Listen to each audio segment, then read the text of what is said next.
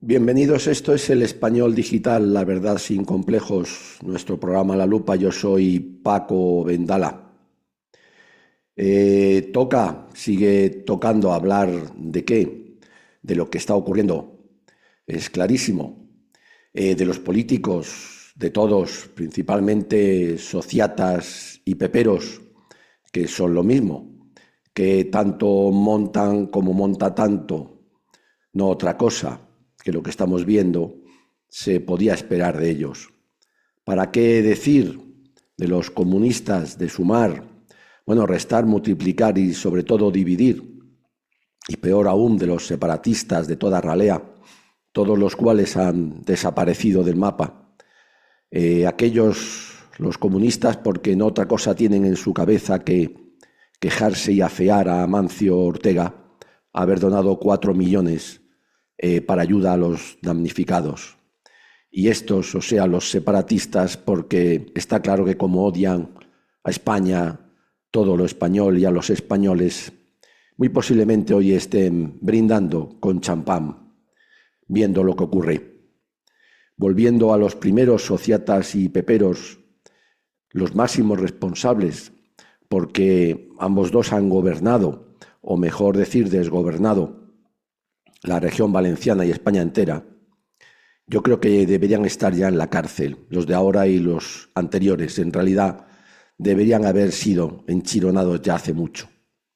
El altísimo e injustificable número de fallecidos, así como de daños y perjuicios materiales, se debe a ellos, a su ineptitud, negligencia, estupidez y malicia, así como a esa forma de hacer política basada solo en la mentira, la manipulación y la búsqueda de su propio beneficio.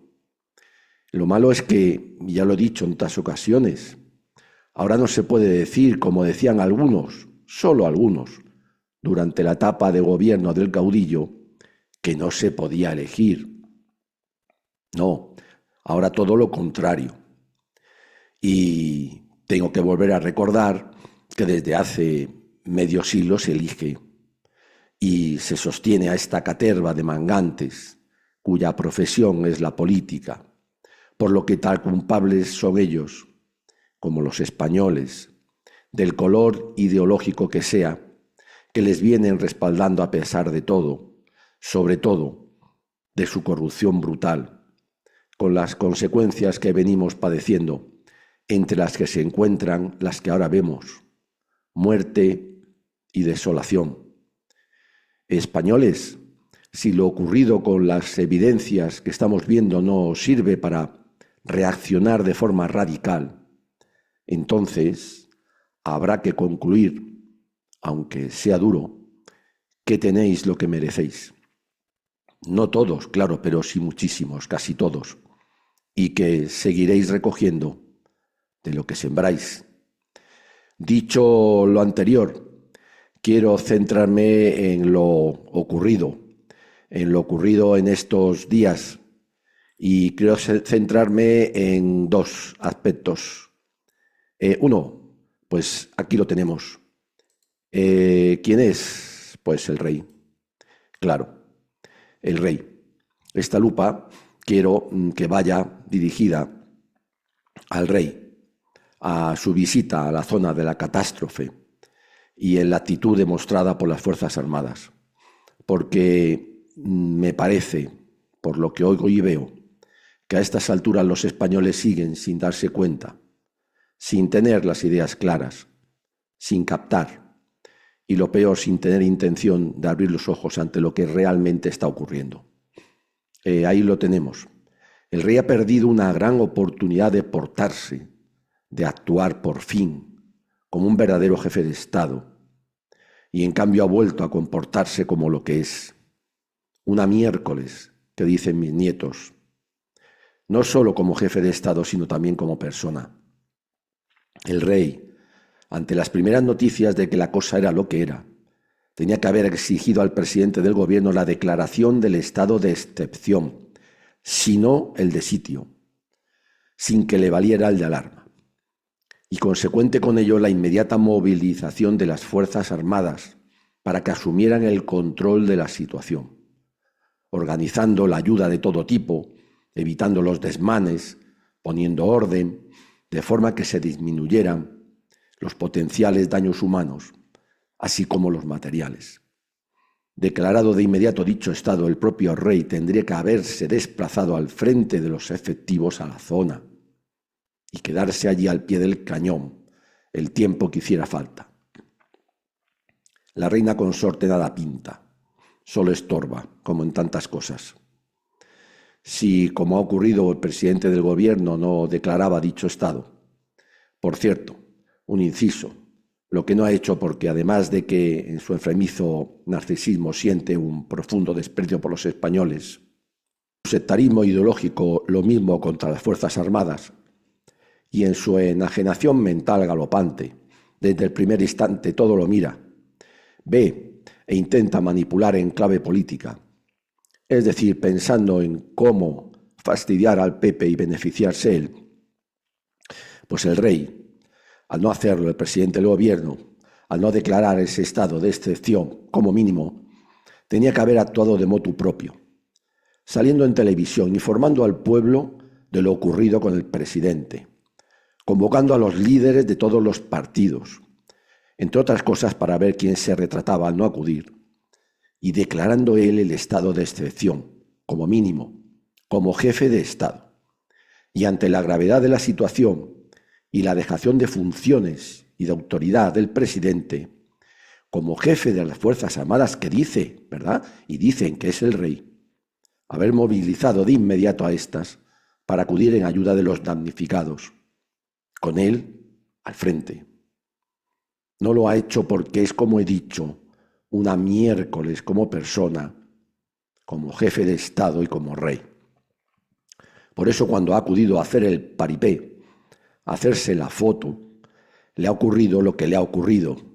Y no me digan que el barro iba dirigido solo contra el cobarde de Pedro Sánchez, que también, porque si ven las imágenes, no se oye esta vez ni un mísero, ni un débil viva el rey. En esta ocasión, y en contra de lo que él pensaba y siempre le ha ocurrido, la cosa no ha ido solo contra Sánchez, sino también contra él. Esta es la verdad. Por eso el tiro que creía asegurado le ha salido por la culata a Felpudo VI, porque pensó que como en el desfile o la entrega de tal o cual premio iban a abuchear, y solo abuchear a Sánchez y a él a vitorearle. Esta vez la cosa ha sido muy distinta. No ha sido así. Asco. Me produce asco dan ya los que en los medios o por las redes intentan lavarle la cara a esta miércoles de rey, de jefe de Estado, con tonterías y falsedades que chocan con las pruebas y los documentos gráficos. Al rey no le han dado incluso una leche de milagro. Tanto es así que ha suspendido el viaje, que tenía otras paradas previstas, por cierto, y ha vuelto a la Zarzuela a lamerse la herida y a preparar, junto con los pelotas de siempre, la forma en la que la realidad, que es la descrita, no lo parezca, se olvide, o aún mejor, a darle la vuelta. Aviso a navegantes, señor, majestad, aviso a navegantes. Ahora vamos a ver lo realizado o no realizado por nuestras Fuerzas Armadas, por nuestros militares, o mejor decir ya, funcionarios de uniforme, que han quedado a la altura del betún, que se han descubierto como lo que son, otra miércoles. Aparte de la infecta Margarita Robles, una individua para la que no hay calificativos suficientes, que eso sí tiene bien cogida la medida a los militares, por eso sigue ahí, cuyas declaraciones dan grima y que como política que es no vamos a perder más tiempo en mentar, nos vamos a centrar en los uniformados.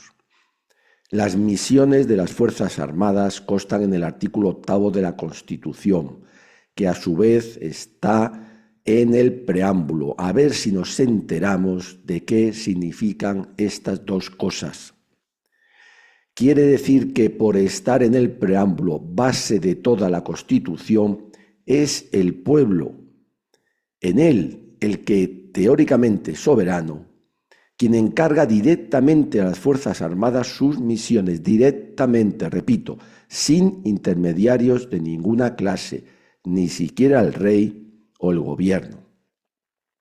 Por el artículo 8, esas misiones le son encomendadas a las Fuerzas Armadas, a los militares, a los uniformados, no al rey, ni al gobierno, ni a su presidente, ni a su ministro de Defensa, no, sino a los militares, cuya cabeza es el GEMAT, el jefe del Estado Mayor de la Defensa, que es el verdadero jefe de las Fuerzas Armadas, asistido por los jefes de Estado Mayor de los 3 ejércitos.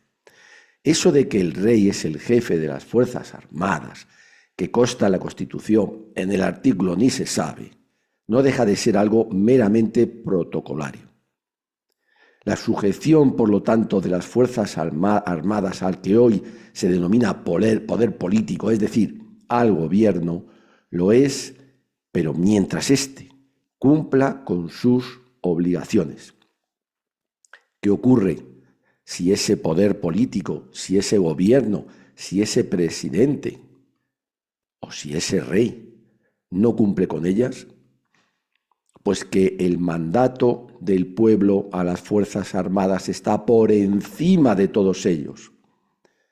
Y lo está precisamente para impedir la traición del gobierno o del rey a la nación, al pueblo, a la patria, a España, o para impedir que incumplan con sus funciones, con su autoridad, como está ocurriendo.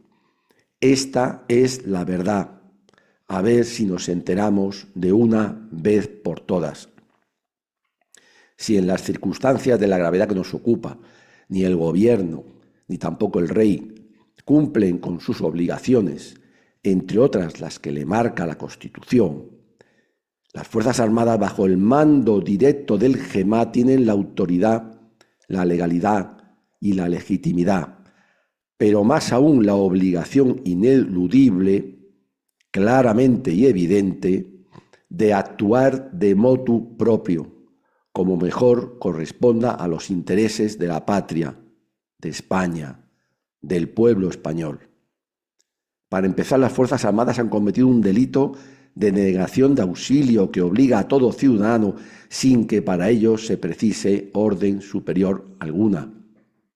Cuando vamos por la calle o nos topamos con un accidente, vemos la comisión de un delito, tenemos la obligación legal, también moral, por supuesto, de intervenir en lo posible.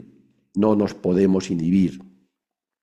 Pues bien, cuando a la puerta de sus cuarteles o en sus cercanías geográficas se ha producido lo que sabemos, los militares, al cruzarse de brazos, esperando órdenes, han dicho, han cometido un delito de denegación de auxilio.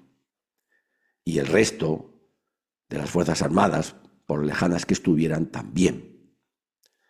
Pero es que además, por el artículo 8, las Fuerzas Armadas tienen la obligación de defender a España de los enemigos exteriores, pero también de los interiores, que no solo pueden ser personas, sino también de la naturaleza, cuando ésta se vuelve en contra de los intereses nacionales materiales. ¿Para qué hablar de los ciudadanos, de sus vidas? Ante la falta de cumplimiento de sus obligaciones por parte del gobierno, así como del rey, las Fuerzas Armadas tenían que haberse movilizado motu propio de inmediato para acudir en ayuda del pueblo español en peligro, así como de nuestros bienes materiales. No haberlo hecho les deja en evidencia y muestra lo que son, una miércoles. Y no lo han hecho los mandos superiores, pero tampoco ha habido ni un comandante, ni un capitán, ni un sargento, ni un pelotón de soldados que haya tomado la iniciativa. Que les habían amenazado de arresto, que les podían arrestar, pues nada más honroso entonces. Y piensan que el pueblo al que hubieran ayudado iban a dejar que les arrestasen. Lo peor es que su inhibición no lo ha sido por disciplina, sino porque desde hace medio siglo vienen confundiendo obediencia, disciplina, con sumisión, con vulgar, con rastrera sumisión, así como en otro orden de cosas, neutralidad con inhibición. Desde hace medio siglo, al igual que los políticos profesionales, los militares profesionales piensan solo en su beneficio, solo en sus carreras y prebendas, y no dan un paso sin mirar antes si les puede perjudicar en ellas. ¡Qué asco! Aunque la cosa tiene sus matices, vienen a mi memoria aquellos oficiales que desobedeciendo la orden de acuartelamiento de sus coroneles, se unieron al pueblo alzado aquel 2 de mayo de 1808 para defender a España del invasor francés que había ocupado la patria con la venia traidora del rey, del gobierno y de los altos mandos militares. Me vienen también a la memoria aquellos oficiales que en contra de las órdenes de sus jefes directos se alzaron en 1936 cuando el pueblo, para defender a España de la barbarie bolchevique y sovietizante que la invadía, se alzó. En ninguno de ambos casos no solo no necesitaron órdenes, sino que se alzaron en contra de las órdenes. En este caso el de Adana, que con igual urgencia y justificación exigía su, alzamiento en defensa del pueblo abandonado por el rey y el gobierno, así como por el resto de autoridades, no lo han hecho, eligiendo fingir, lloriqueando cual mujerzuelas, diciendo con la boca pequeña y haciendo el paripé, que no les ha dejado defender como hombres al pueblo que se desangraba a pocos metros de sus cuarteles.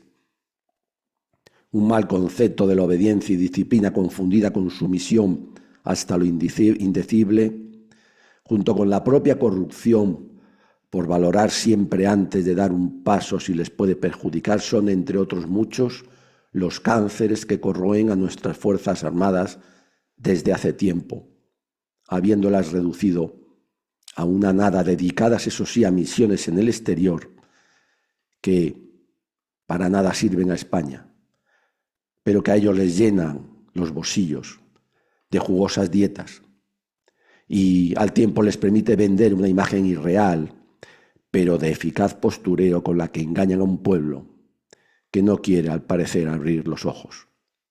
Lo de los políticos ha sido penoso. Lo del gobierno, asqueroso. Lo del rey, patético. Pero lo de las Fuerzas Armadas, repugnante por ser quienes se suponía que debían ser, pero que a la vista está, que no son. Gracias por seguirnos. Españoles, viva siempre España.